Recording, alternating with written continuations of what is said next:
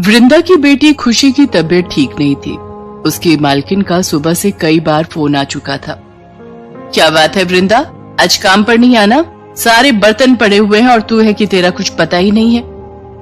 मालकिन, बेटी की तबीयत ठीक नहीं है और इसके बापू भी घर पर नहीं है, वो काम पर गए हुए हैं। मैं बेटी को अकेला छोड़कर नहीं आ पा रही हूँ। मुझे कुछ नहीं सुनना, चुपचाप काम पर आ, नहीं तो मुझे कोई और काम वाली ढूंढने में देर नहीं लगेगी। अब क्या करूं? रोशनी बेटिया सुन, अब तबीयत कैसी लग रही है? माँ, अब दवाई लेकर ठीक लग रहा है। हाँ, बुखार तो उतरा हुआ है। एक काम कर बिटिया, तू मेरे साथ काम पर चल। तू वहां बैठ जा ना, तब तक मैं काम निपटा लूंगी। घर पर अकेला छोड़कर जाने का मन नहीं, और अगर काम पर नहीं गई तो मालकिन दूसरी काम वाली रख लेंगी। दिवाली के दिन है बिटिया, मालकिन का कोई भरोसा नहीं, रख लिया तो काम हाथ से चला जाएगा। चल, चप्पल पहन, हम चलते हैं। वृंदा रोशनी के साथ काम पर पहुंचती है। अब तू इस बीमार को साथ ले आई, काम करेगी या इसे संभालेगी? मालकिन, घर पर अकेली रुकती तो ये घबरा जाती, यहाँ चुपचाप बैठी रहेगी, ये तंग नहीं करती। रोशनी बेटा, तू वहां सामने बैठ जा, पहले बर्तन कर ले, फिर पंखे भी साफ करने हैं। ठीक है मालकिन। तभी मालकिन की बेटी और पति भी आ जाते हैं। सौम्या, तुम्हारी लाडली खुशी ने देखो कितनी सारी शॉपिंग की है। मम्मी देखो, ये अनार, फुलझड़ी, रॉकेट और कितने सारे पटाखे, ये चॉकलेट्स भी। और ये देखो मम्मी, मैंने अपने लिए मॉर्निंग में पहनने के लिए अलग ड्रेस ली। वो कल मेरी सारी फ्रेंड्स आएंगी ना, तो दिवाली पार्टी में न्यू ड्रेस पहनूंगी। अरे हाँ, कल मॉर्निंग में तो दिवाली पार्टी है। वृंदा, कल सुबह टाइम से आ जाना, काफी काम रहेगा। खुशी दिवाली पार्टी का सामान देखने लगती है। रोशनी भी उसे देख रही थी। ए लड़की, जा ये सामान उठाकर खुशी के कमरे में रखा। जी आंटी। रोशनी चुपचाप घबराई हुई सी खुशी के कमरे में सामान ले जा रही थी। अचानक उसके हाथ से चॉकलेट का डिब्बा गिर गया। अरे ठीक से चला नहीं जाता क्या? वृंदा, तुमने अपनी बेटी को क्या सिखाया है? जरा सा काम क्या बोल दिया, इसके तो हाथ पैर बिल्कुल बेकार है। इतनी महंगी चॉकलेट का डिब्बा गिरा दिया। क्या हुआ सौम्या, इतना शोर क्यों है? पापा, रोशनी ने चॉकलेट का डिब्बा गिरा दिया, इसलिए मम्मी उसे गुस्सा कर रही है। कोई बात नहीं बेटा, आराम से उठाकर कमरे में रख दो। सौम्या, तुम भी छोटी छोटी बातों पर बच्चों पर गुस्सा करती हो। सारा काम खत्म करके वृंदा रोशनी को लेकर घर आ जाती है, पर रोशनी का मन उदास था। क्या हुआ रोशनी बिटिया, तू इतनी उदास क्यों है? तबीयत तो ठीक है ना? माँ, मुझे भी दिवाली की खरीदारी करनी है। मुझे भी पटाखे, नए कपड़े और मिठाई चाहिए माँ। अभी तेरे बापू आ जाएंगे ना, तो फिर मैं तेरे लिए पटाखे और मिठाई खरीद लाऊंगी। वृंदा किसी तरह रोशनी को समझा देती है। वृंदा, क्या हुआ, आज रोशनी जल्दी सो गई? हाँ, तुम्हारा इंतजार कर रही थी कि आओगे तो पटाखे और मिठाई खरीद कर लाएगी। बड़ी मुश्किल से 500 रुपए ही मिले हैं। तुम कल काम पर जाओगी तो इसको पटाखे और मिठाई दिलवा देना, खुश हो जाएगी। ठीक है, तुम बैठो, मैं तुम्हारा खाना लगाती हूँ। अगले दिन वृंदा रोशनी को लेकर काम पर जाती है। सौम्या के घर दिवाली पार्टी की तैयारी चल रही थी। वृंदा मेहमानों के लिए चाय, कॉफी और नाश्ते का प्रबंध कर रही थी। वृंदा, जाकर सामने की टेबल पर चाय के कप और लगा दो, और प्लेटों में बिस्कुट और नमकीन खत्म हो गए हैं, वो भी भर देना। तुमने रामू को पनीर के पकौड़े बोले थे, पनीर आया हुआ है, जाकर एक बार देख लो। जी मालकिन, मैं अभी देख लेती हूँ। रोशनी बिटिया, तू यहीं बैठ, मैं तब तक मेहमानों को देख लूं। मम्मी, मेरे पटाखे कहाँ रखे हैं? मुझे अपने सारे फ्रेंड्स के साथ छत पर चलाने हैं। सौम्या का ध्यान रिश्तेदारों और दोस्तों में था। वो खुशी की बात को अनसुना कर देती है। खुशी अपने दोस्तों को लेकर छत पर जाती है। रोशनी ये सब देख रही थी। वो भी पटाखे देखना चाहती थी। उसका मन भी था कि वो पटाखों को जलते हुए देखे, इसलिए वो भी छिप छिप कर किसी तरह उन सब के पीछे छत पर चली जाती है। खुशी माचिस की तीली जलाने की कोशिश कर रही थी कि अचानक तीली की आग पटाखे पर पड़ जाती है और खुशी रोने लगती है। उसके आसपास आग लग जाती है। उसके सारे फ्रेंड्स नीचे भाग जाते हैं। खुशी उस समय अकेली थी। मम्मी पापा बचाओ, आग, मम्मी पटाखों में आग लग रही है, मम्मी मुझे डर लग रहा है, जल्दी बचाओ। खुशी डरो नहीं, मैं अभी तुम्हें बचाती हूँ। रोशनी बहुत समझदार लड़की थी। वो छत पर बने नल से जल्दी से बाल्टी में पानी भरकर खुशी के ऊपर फेंकती है, जिससे आग बुझ जाती है। इतनी देर में सब लोग छत पर आ जाते हैं। खुशी मेरी बच्ची, तू ठीक तो है ना? तुझे कुछ हुआ तो नहीं? तुम ठीक तो हो ना बेटा? ये आग कैसे लगी? पापा मम्मी, गलती मेरी है। मैं आप दोनों के बिना अकेले पटाखे चलाने आ गई। मेरे हाथ से माचिस की तीली जल गई और पटाखों पर पड़ गई। मम्मी पापा, रोशनी ने बाल्टी में पानी भरकर मेरे ऊपर फेंका तो आग बुझ गई, वरना सारे पटाखे जल जाते। रोशनी बेटा, थैंक यू सो मच। मेरे बच्चे, तुमने आज खुशी की जान बचा ली। You are so sweet baby. सब नीचे आ जाते हैं। सौम्या रोशनी से बहुत प्यार से बात करती है। इसके बाद खुशी अपने सब फ्रेंड्स के साथ दिवाली की पार्टी करती है। रोशनी बेटा, तुम भी बच्चों के साथ खेलो, जाओ देखो सब कितनी मस्ती कर रहे हैं। सब लोग मिलकर दिवाली की पार्टी करते हैं। सब मेहमानों के जाने के बाद वृंदा भी घर जाने लगती है। वृंदा, ये कुछ उपहार हमारी तरफ से रोशनी और तुम्हारे लिए है, और मैं अपने व्यवहार के लिए बहुत शर्मिंदा हूँ। वृंदा, मुझे समझना चाहिए कि दिवाली तो सबका त्योहार है, कोई अमीर नहीं, कोई गरीब नहीं। अगर हम खुशियां मनाना चाहते हैं तो तुम्हें भी तो खुशियां मनाने का हक है। मेरी तरफ से ये उपहार रखो और बहुत धूमधाम से इस त्योहार को मनाना। रोशनी, मैंने इस पॉलीथीन में तुम्हारे लिए बहुत सारे अनार और फुलझड़ी भी रखी हैं। थैंक यू खुशी। घर जाकर रोशनी बहुत धूमधाम से दिवाली का त्योहार मनाती है। सौम्या ने उसे बहुत सारे उपहार दिए थे, जिन्हें देखकर रोशनी के चेहरे पर खुशी आ जाती है। भला ऐसा क्या स्पेशल लाई है तू लंच में, है जो रोज अकेले अकेले बैठकर लंच करती है? चलना हमारे साथ लंच कर, हम सब शेयर करके खा लेंगे। नहीं नहीं, मैं लंच में दाल चावल लाई हूँ, और मैं जानती हूँ कि तुम दाल चावल देखकर मेरा मजाक उड़ाओगे, इसीलिए मैं अकेले बैठकर खा रही थी। हम क्यों तेरा मजाक उड़ाएंगे? अरे दाल चावल तो हर किसी के फेवरेट होते हैं। ला इधर दे तो। मयंक शीतल के दाल चावल खा लेता है, जो कि उसे बड़े ही स्वादिष्ट लगते हैं। इतने अच्छे तो है। तू तो ऐसे ही मुंह बना रही थी। ले तू मेरी मैगी खा ले। मेरी माँ नौकरी करती है तो वो जल्दी में मुझे यही बनाकर दे देती है। मैं तो तरस ही जाता हूँ घर का खाना खाने के लिए। शीतल ये देखकर हैरान थी। मयंक उसके सारे दाल चावल खा गया। शीतल की छुट्टी हो जाती है और वो घर आती है। नानी माँ, क्या बनाया है खाने में? दाल चावल बनाए हैं, आज तड़का डालकर बनाए हैं। आ तू बैठ, मैं लगाती हूँ खाना। दाल चावल का नाम सुनकर शीतल का मुंह बन जाता है और वो झूठ मूठ कहती है, फिर से दाल चावल? बेटा, अब राशन में मुफ्त में तो दाल चावल ही मिलता है, तो वही बनाऊंगी ना। अच्छा नानी माँ, मेरा पेट भरा हुआ है। वो क्या है ना, एक दोस्त का जन्मदिन था तो उसने हमें पार्टी दे दी थी। शीतल अपनी नानी को चूल्हे पर वो दाल चावल बनाते हुए देखती है और मन ही मन सोचती है, रोज रोज दाल चावल खाकर मेरा मन उब गया है। हे भगवान, न जाने कब हमारे दिन बदलेंगे और हमें कुछ और खाने को मिलेगा। शीतल के माता पिता का देहांत हो चुका था। तब से शीतल को उसकी नानी ने ही पाला पोसा था। सरला एक गरीब बुढ़िया थी जो लोगों के घरों में काम करके अपना और अपनी पोती का पेट पाल रही थी। शीतल पास ही के एक स्कूल में पढ़ती थी। कुछ दिनों बाद उसके जन्मदिन पर उसके दोस्तों ने उसके घर आने की जिद की और शीतल उन्हें मना नहीं कर पाई। उनके आने पर सरला बोली, आओ बच्चों, तुम सब बैठो और आज तुम सब खाना यहीं खाकर जाना। मैं तुम सब के लिए बढ़िया से दाल चावल बना देती हूँ। ये सुनते ही शीतल अपना माथा पकड़कर बैठ जाती है। कुछ देर बाद वो सब शीतल के लिए लाया हुआ केक उससे कटवाते हैं, जिसे खाने के बाद सरला सब बच्चों को दाल चावल परोसती है। अरे वाह, ये तो कितने स्वादिष्ट दाल चावल हैं। इतने अच्छे तो मैंने आज तक नहीं खाए। सचमुच नानी माँ, मैं तो आपका फैन हो गया, मजा आ गया। वाह वाह, अगर आप स्टेशन पर दाल चावल बनाकर बेचोगे ना तो आप बहुत अच्छी कमाई कर सकती हो। आपको पता है, हमारे पड़ोस में हरिया काका, वो इतने बेकार दाल चावल बनाकर 20 रुपए की प्लेट बेचते हैं। उनके सामने तो आपके खाने का जवाब ही नहीं। अगर आप कम दाम में लोगों को बेहतरीन चीजें परोसोगे ना तो आपके पास ग्राहकों की भीड़ लग जाएगी।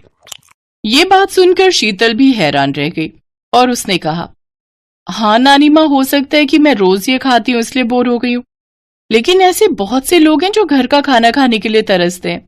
आप कल से ये काम शुरू कर दो। उन बच्चों की ये बात सरला के दिल को छू गई और वो लोगों के घरों का काम छोड़कर उसने खुद का एक ठेला खरीदा और दाल चावल का सामान लेकर स्टेशन किनारे बेचने निकल गई। शीतल भी अपनी नानी का हौसला देख उनकी मदद करने लगी। शीतल जोर जोर से आवाज लगाकर ग्राहकों को बुलाने लगी, आइए आइए, गर्मा गर्म दाल चावल खाइए। गरीब बुढ़िया के दाल चावल सिर्फ 5 रुपए में 1 प्लेट खाइए। है? सिर्फ 5 रुपए में दाल चावल? जरा खाकर तो देखें। अरे अम्मा, 1 प्लेट लगाना तो। दाल चावल खाकर उस आदमी के होश उड़ जाते हैं और वो 2 प्लेट और खा लेता है। देखते ही देखते उसके पास लोगों की भीड़ लगनी शुरू हो जाती है और कुछ ही दिनों में वो अच्छे खासे पैसे कमाने लगती है। अब स्टेशन पर आने वाले लोगों की भीड़ पहले गरीब बुढ़िया के 5 रुपए के दाल चावल खाते, उसके बाद ही ट्रेन में चढ़ते। अब पैसे आने से वो शीतल को भी तरह तरह का खाना बनाकर खिलाती है। साथ ही जब शीतल का दाल चावल खाने का मन होता तो वो अपनी नानी के ठेले से खा लेती, जिससे अब वो भी खुश रहती है। इस तरह गरीब बुढ़िया 5 रुपए के दाल चावल बेचकर मशहूर हो गई। बंटी और बबली दोनों सगी बहनें, दोनों ही एक नंबर की चालाक थी। वो बूढ़ी औरतों का भेष बनाकर अलग अलग गांव में जाती थी और जहां भी सीधी साधी अमीर सेठानी औरतें दिखाई दे उनको ठग लेती थी। अरे मोरी मैया, ये तो सच में जादू हो गया। मुझे भी कोई ऐसी दवाई दे दो। मैं तो बिल्कुल ऐसी 20 साल की जवान लड़की बनना चाहती हूँ। मेरे पति तो मुझे पसंद ही नहीं करते, हमेशा मुझे बुढ़िया बुढ़िया कहकर चिढ़ाते रहते हैं। सही कह रही हो बहन, मेरे पति भी मुझे ऐसे ही सुनाते हैं कि तू तो अब बूढ़ी हो गई है, तेरे ऊपर कुछ पहना ओढ़ा अच्छा नहीं लगता। अब दिखाऊंगी मैं कितनी सुंदर लगती हूँ। वैसे ये दवाई खाकर हम कितने दिन में जवान हो जाएंगे? बस एक बार ये 1 हफ्ता दवाई खा लो, उसके बाद आने वाले 1 हफ्ते के अंदर तुम्हारे अंदर बदलाव आ जाएगा। पर ये दवाई महंगी है, इतना याद रखो, 51,000 रुपए का शगुन डालना पड़ता है तब ये दवाई मिलती है और तभी ये अपना असर दिखाती है। अब तुम पांचों अगर जवान होना चाहती हो तो कल 51,000 रुपए ले आओ और ये दवाई ले जाओ। अरे वो तो कोई दिक्कत नहीं है, पैसों की चिंता तुम ना करो, हम कल ही ले आएंगे। पर मेरी तो अब बहन की लड़की की शादी है, मैं सोच रही हूँ कल से दवाई शुरू कर दूं। हाँ, आप कल से ही दवाई शुरू कर दो, तभी आप मेरी तरह सुंदर बन पाओगे। ठीक है, तो फिर हम सब कल पैसे लेकर आ जाएंगे, तुम हमें दवाई दे देना। मोहनपुर गांव की सारी अमीर बड़े घर की औरतें बंटी और बबली के झांसे में आ जाती हैं और उनसे दवाई खरीद लेती हैं। बंटी और बबली तो अपना काम करके उन औरतों को ठग कर कब का वहां से रफू चक्कर हो चुकी थी, पर मोहनपुर गांव की औरतें अपना सिर पीटती रह गई। उनके घर में सभी उन्हें डांटने लगे। अरे तुम पागल हो क्या? तुम्हारी उम्र हो गई, बाल पक गए, पर अक्ल अभी भी बच्चों वाली है। ऐसे भला दवाई लेकर कोई इतना जवान हो जाए कि 20 साल की लड़की बन जाए? तुम्हें क्या हो गया था? बताओ, फालतू के पैसे खराब हो गए और वो औरतें तुम्हें ठग कर चली गई। अरे मुझे अकेली को क्यों डांट रहे हो? सब किया धरा उस सुशीला का है, वही मुझे उन औरतों के पास ले गई थी। पर मुझे अभी तक समझ में नहीं आ रहा है कि उनमें से एक बूढ़ी दादी और वो उसकी पोती, क्या जो हमें पागल बना रही थी वो दादी पोती है क्या? तुम यहाँ अपना गणित लगाती रहो और वो दोनों राम जाने किसी और को लूट रही होंगी। बिल्कुल सही। बंटी और बबली अब सीतापुर गांव में पहुंच चुकी थी। अब उनका अगला निशाना यहाँ की अमीर घर की औरतें। बंटी, चल अगला निशाना ढूंढते हैं, थोड़ा गांव में घूम आए। ठीक है, पहले इन सब का विश्वास भी तो जीतना होगा। अरे वो तो हमारे बाएं हाथ का खेल है। बंटी और बबली 2 बुढ़िया बनकर सीतापुर गांव में घूमने लगी। वो एक चौपाल के पास से गुजरी। वहाँ कुछ बड़े घर की औरतें बैठी हुई आपस में गप्पे मार रही थी। बंटी और बबली जानती थी कि ये सही मौका है। अरे लाजवंती, कितने दिन में मैं जवान हो जाऊंगी? दवाई की 5 खुराक तो मैंने खा ली है। सुमित्रा, तुझे सब्र नहीं है। मैंने तुझे कहा ना, तू देखना सुंदर लड़की में ना बदल जाए तो मेरा नाम बदल देना। मैंने भी वो दवाई शुरू कर दी है। अरे हम जैसी बहुत बूढ़ी औरतें उस दवाई को खाकर जवान हुई हैं। ये दोनों बुढ़िया औरतें गांव में नई दिखाई दे रही हैं, पर ये किस दवाई की बात कर रही हैं? जरा पूछ तो। अरे बहन जी, जरा रुकना, आपको इस गांव में पहली बार देखा है। आप ये किस दवाई की बात कर रहे हो? जी नमस्ते। हम दोनों तो बूढ़े से जवान होने की दवाई की बात कर रहे हैं। हम वो दवाई खा रहे हैं। अब बूढ़े शरीर से काम नहीं होता, उम्र हो चली है, शरीर कमजोर हो गया है। हमें किसी ने दवाई दी थी कि इसको खाने से हम बहुत जल्दी जवान लड़की बन जाएंगे, तो हम इसी बारे में बात कर रहे हैं। हाय हाय हाय, सचमुच बुढ़ापा झेला ही नहीं जाता। कभी कोई बीमारी शरीर को घेर लेती है तो कभी कोई। हमसे अब बुढ़ापा सहन नहीं होता, इसलिए हम जवान होने की दवाई खा रहे हैं। अच्छा, तो उससे कोई भी जवान हो सकता है? अगर हम लोग वो दवाई खाएं, क्या तुम हमें भी वो दवाई दे सकती हो? हाँ, क्यों नहीं, वो दवाई तो हम जरूर दे सकते हैं। उसके लिए 51,000 रुपए देने होंगे, वो शकुन होता है। हाँ, ठीक है, पर पहले आप हमें इस बात का सबूत दो कि वो दवाई सचमुच हमें जवान बना देगी। मेरी दवाई को 5 दिन हो चुके हैं, बस कल एक दवाई और लेनी है, फिर परसों मैं तुम्हें एक जवान लड़की के रूप में दिखाई दूंगी। ठीक है, तो फिर हम परसों ही दवाई खरीदेंगे। पहले तुम्हें देख तो ले, आजकल चोर उचक्के बेईमान ठग बहुत लूटने लगे हैं। अरे तो ठीक है, आप जब परसों सुमित्रा को लड़की के रूप में देखोगे तभी आपको विश्वास होगा।